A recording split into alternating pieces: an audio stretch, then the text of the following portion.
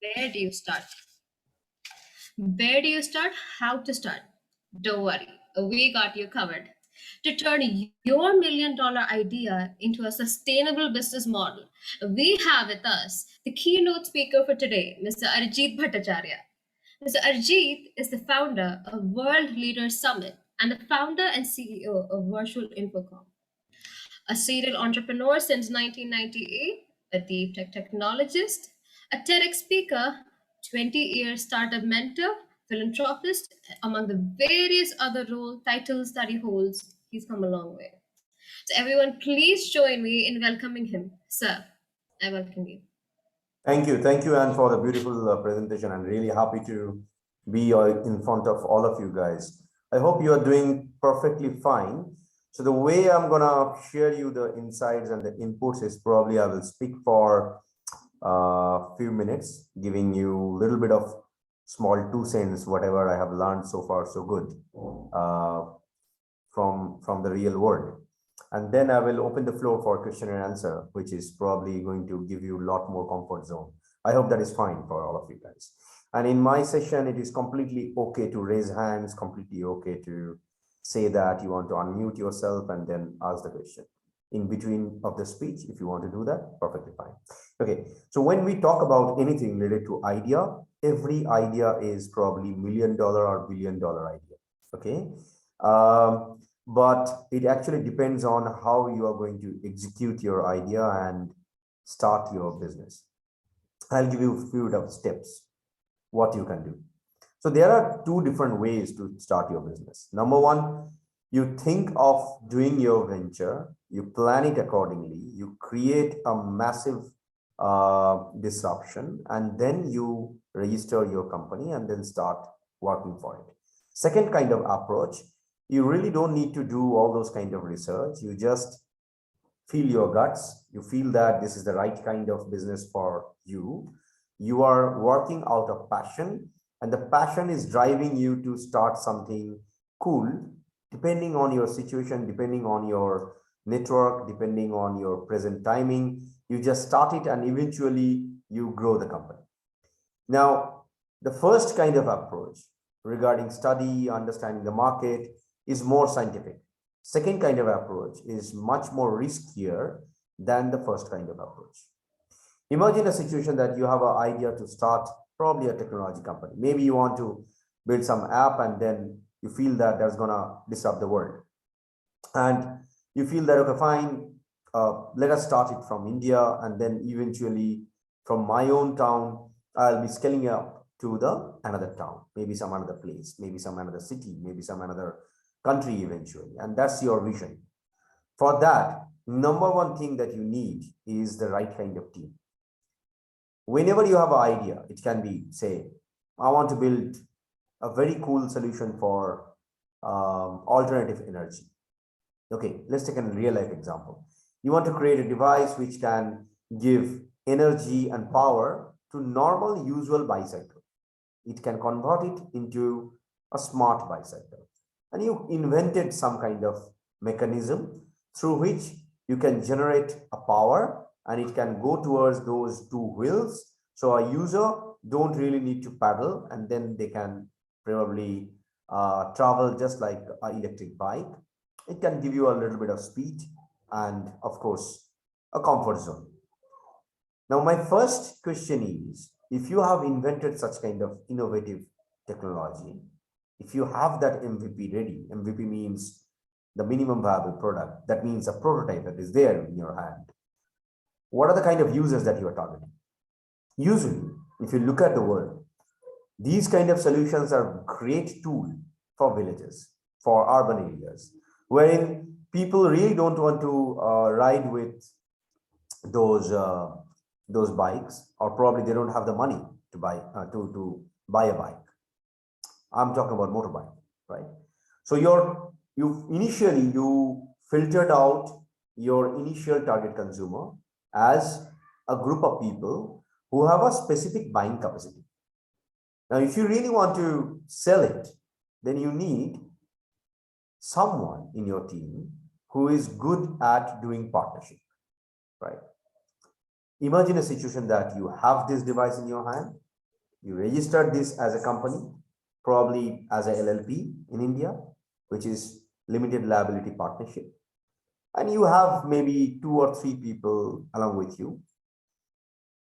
You are an innovator, you understand the technology, but sometimes it happens that you don't understand the finance. So if you have the second person who understands the finance, he can give you the exact kind of calculation, the economics of the entire business structure. But this is the important part. If your end product is probably more than, say, 10,000 rupees, people will not be interested to buy such kind of product. If you look at those village people, their buying capacity, can they buy a 10,000 rupees product? Yes, they can. But are they interested to convert their normal usual bike cycle with 10,000 rupees? Maybe not. So if the calculation comes in this way, you manage to do a production wherein your selling cost is approximately, say, less than 9,000 rupees, you are in good hands. Okay. And you need a third person in your team who understand how to do the marketing and sales. Now, there are two different kind of concepts. One is the marketing part, second one is the sales part. Get someone on board who understands sales rather than only marketing. Okay. Marketing, you can outsource. Sales, I always prefer to have it inside the company, which means you don't need the employee to do the sales. Rather, you need probably a position who understand the entire sales cycle, and he can take care or she can take care of the entire situation as a chief sales officer. If you don't have that position in your company, create it. Doesn't matter. Now, it can come from your own age group. He or she can come maybe from the experience perspective. It can be maybe one of your professors who have done sales in their life, not only teaching. Okay, they have probably executed multiple number of deals, something like this, maybe in some different vertical, but that works. They understand how customer think, and they understand how your customer acquisition cost would be. So thinking of an idea is cool, great. Creating an MVP, amazing. But creating such kind of team, a little bit of tricky. But that's the challenge and the reward part for an entrepreneur. Entrepreneur not necessarily have to be master of all trades. The only biggest thing that they can do, probably match make such kind of innovative people, bring them together in a common network, in a common company, working for a same simple singular vision of your own. If you're an entrepreneur, you have some idea, you need to find out such kind of people who is in the same vision just like you, not just someone is going to join you with for salary. That's employment, which I agree, you need employees. But until unless you have such kind of people in your team who is not working for money, it's going to be real challenging for any idea to become a successful business structure. The second approach, which I was mentioning, I really don't need to calculate that whether my customer acquisition cost will work or not. I really feel that this is a next big thing and I'm working out of passion. These approach may go. And there are people in the world who don't actually have those kind of market study, those kind of calculations. They just start, while starting, they see these kind of people who can be part of their company, the same similar kind of vision, and then take it forward from there. This second approach sometimes is like one of my favorite things. Sometimes when I start a new venture, I really don't do all those kind of calculation. I don't hire a management company. I don't hire management people to give me all those kind of data. I go with my own kind of gut feelings to understand that whether this market will work or not, whether there is a demand or not. And if it says from my heart that I can do it and I find a pleasure doing this, I just move it. And eventually I can see that people are joining me in this new venture. Example, we started Health Planeta as a platform, which is into health and nutrition and workout and the combination of lot many other good things. Because I felt that in India, there is a big challenge. People are using foods and we are producing all those agricultural food with all the pesticides that is possible to grow more and more crops in India. It is solving a lot many Indians issues. They have the food, but In return, we are probably giving poison. We are not giving nutrition. And because of this malnutrition, the future generation is not becoming much more healthy. I'm so sorry about this statement. But if you look at today's milk, if you drink that milk, it is not going to give you a good result. Rather, it's a processed one, which is not at all adding any value to your stomach or your bones. It's not giving you the kind of calcium that is needed, right? Some people can say that I'm using fresh vegetable from the market. I'm buying it from market itself. So this is fresh. Yeah, true, agree. But where exactly these vegetables are coming from? If you look at the land and the structure, we have used so much of pesticide that in Punjab, there is a train, we call it as cancer train. Why? Because they use so much of those kind of pesticides in the land that it has been polluted like anything. And whatever it grows, of course, it is giving you vegetables, but when you consume that, you can't consume it raw. Okay, you need to boil it, and when you boil it fully, vitamin C cannot stay, right? Right, lot many minerals don't stay over there, and when you eat, your taste bud will say that you're not eating fresh. So I traveled around, more than 40 plus countries in my life, and whenever I go to European countries or anywhere like a proper country, for an example, nearby area like Dubai, if you go there and you eat something fresh in their shop or you buy it from some store, you will feel the difference. Why this is happening? Why we are exporting so much of organic food outside of India? Rather, in India, Indians are not having it. And we make an agenda that organic food is costly. It's not costly at all. It's actually opposite. So when we started talking with such kind of agenda, the vision is to give healthy food and nutrition to all those Indian brothers and sisters. Eventually, people started joining us. Okay. And now we have got 5 people, very core, strong team, couple of people left corporate, joined us, few people, they have their own business, but they say that I'm totally in because this is a beautiful agenda. So that's another approach of starting a business. And then eventually these 5 people, they took the bat from my hand, say that, sir, I really want to build these vertical. I want to build these sales vertical. I want to build this marketing vertical. Give me the empowerment. I'm going to tie up with a lot more other corporates. Another person, another lady, she's saying that I'm going to bring all the nutritionists in my network so that they can actually give good value to the humanity. So the only point is, when you have a good idea, you cannot run it alone. You need like-minded people who can join in your team and then take it forward from there. Now, here comes another funny part. Startup nowadays feel that if they start their venture, they should raise fund. Of course, you should raise fund. But at what stage you are raising fund and in what level you are raising fund, that's the key factor. There is a difference between unicorn and a profit-making company. Unicorn may not be necessarily that they'll be making profit. Example, we have a lot many examples in India. Of course, we put the news that we have more and more unicorns coming up from India. We completely appreciate that. But if you look at the profit-making companies, SMEs and MSMEs, these guys are probably not doing that kind of hype in the market, in media, but they are making good amount of profit. And not only that, they are giving back to the society in a completely different level altogether.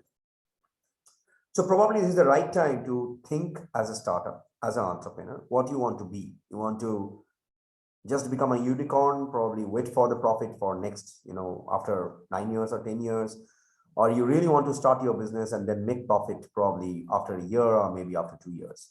That's called entrepreneurship. If you can convert your idea into a profit-making business after 2 years, and then when you're growing, for growth, you need funding so that your growth factor becomes faster.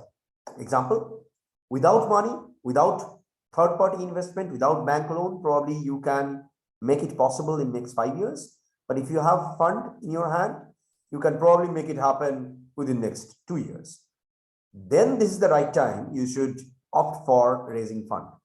What will happen? Your investors will be happy. You will be happy. You will be making profit, and your investor will have their own return back. And the next level of investor will be more than happy to put a couple of more $1 million so that your business can grow into a complete different level and stage altogether. So I think that I'll be finishing my small 15 to 20 minutes speech over here.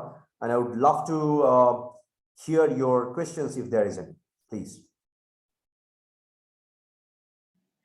Thank you so much, sir, for taking your time and accepting our invitation. So thankful for your knowledge on giving us how important teamwork is and getting like-minded people. Thank you so much, sir. So now it's time for the queries. If you have any queries or any doubts regarding this, you can ask them. Anybody.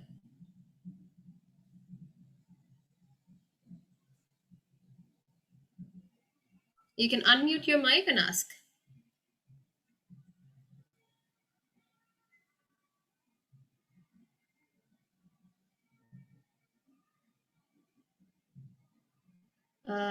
If you have any questions, you can even post them in the chat box. We'll be reading them out. Anything. You see, it's always pleasure to talk to Indian students, but somehow I feel that as a Bharatiya, we have a lot of potential, a lot of strength, but sometimes we feel so shy that we don't actually ask questions. And this is what I feel we need to learn from the education system itself, that as much as you will ask, you will gain the knowledge. And knowledge can depict to the wisdom part. So if you don't have question, I'm completely fine. But to be very honest, if you really want to convert your idea into a business, without team, it's gonna be difficult. You can start alone, but to continue the journey, you need a great team to continue it. The second most vital point, if you ask me, is the execution point and the structure of the business. Why someone will partner with you? Try to find out that why factor. That maybe as a solution provider who is a third party, you're talking to them and they will be saying that, okay, fine, let me be your partner. Why they will say yes? I'll give you a live example of ours. So when we started converting real actor and actress into 3D superhero characters, eventually we started tying up with local stores so that we can promote their dresses inside our game itself. And people can enjoy it. And not only that, the entire storyline of entire universe that we have created, with the storyline of Ashwathama to Katya to Shaktiman to Fight of the Legends as a series of 6 games, we created a whole entire universe of superheroes of 300. Eventually, people started handshaking with us, like companies who produce toys, companies who produce food, who produce garments. They wanted us to promote their products from various different parts of the world. And when we started entering into the metaverse world, metaverse used to actually exist in a completely different way. It used to call as Second Life. I'm not sure how many of you have heard about it. It was too early in the market. But now, in nowadays world, lot many companies, they usually connect us. They want to become a partner with us because we have a sustainable platform and an ecosystem of lot many other people. So I'm just giving my own small example in the sense why people are trying to become partner with Virtual Infocom. And when we started World Leaders Summit as a platform, a lot many partners you can see in the website. It's called www.worldleadersummit.com. You will see lot many celebrities, lot many change makers. They spoke in our platform. A lot of different partners, they come on board. Until date, the partnership is actually happening. The solo reason is we brought in various different kind of business into a common platform, and we started giving business to other business people, whoever is becoming our member into the ecosystem itself. So just a simple thought, very simple business model, nothing a rocket science can actually lead to a great company and a great ecosystem. While doing that, we floated our own accelerator and our own angel syndicate fund. It's called co-innovateventures.com. And the reason we started that, because we saw that in our network, in the memberships, or whoever is not our member, they need actually business scalability factor. And to be very honest, they don't understand the basic things, how they should create their company, how they should create the structure, why they need a team, what kind of teammates they should find out, and what kind of recruitment they should do. we started giving them all those kind of inputs, and we helped them to create a sustainable company so that they can sustain and we can grow them eventually.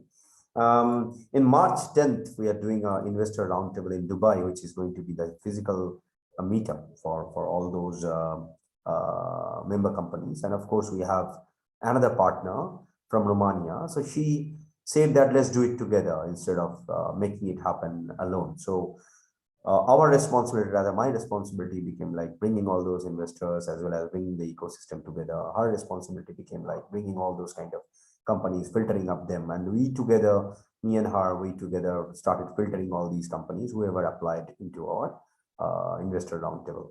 After giving them all those mentoring and all those support services for last 3 years, we filtered out around 15 companies who will be probably pitching in front of 5 investors. So the point I'm trying to give you is just an idea to do an investor roundtable in Dubai, and then we work for it. And then we started thinking of the vertical of companies whom we will be bringing. Depending on that vertical, we filtered out different investors, and then we started looking for the startups, filtered them up. Whoever is in the revenue stage, we are asking them, okay, fine, apply, pay, come and join the investor roundtable. So that's how you can do any simple idea into a business model, and then you can grow it forward from there.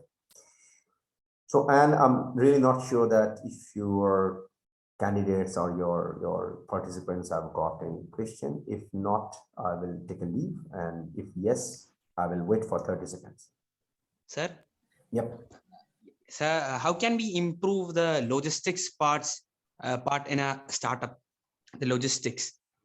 What kind of logistics? Like the how what to say?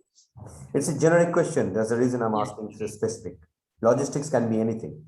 One thing can be done is like if you get a logistics partner, these things can be done. But I really need a specific question for that. Like if you are running a cafe and that's a simple tea joint and you want to multiply that. So you cannot say that I will outsource all my tea to some third party. Okay, and they will bring all those tea into my shop. You need to take care of all those filterization process, but the courier part can be outsourced, definitely. So if you can be specific, I can answer.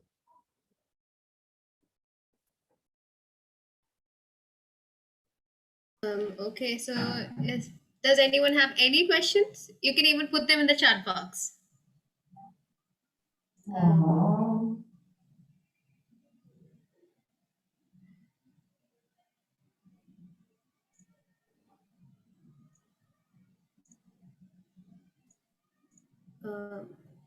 Okay, then I guess we're good. Okay, so I want to thank you again so much, sir, for taking your time and joining us and giving us an idea on all of this and clearing our doubts. Thank you so much, sir, for accepting our invitation. And I want to thank everyone who came here, who became a part of this talk session. And I hope you're on your way to building that idea into your model. Thank you, everyone. It's okay, and thank you. Thank you for inviting me. Thank you, guys. Stay safe. Bye. Thank you, sir.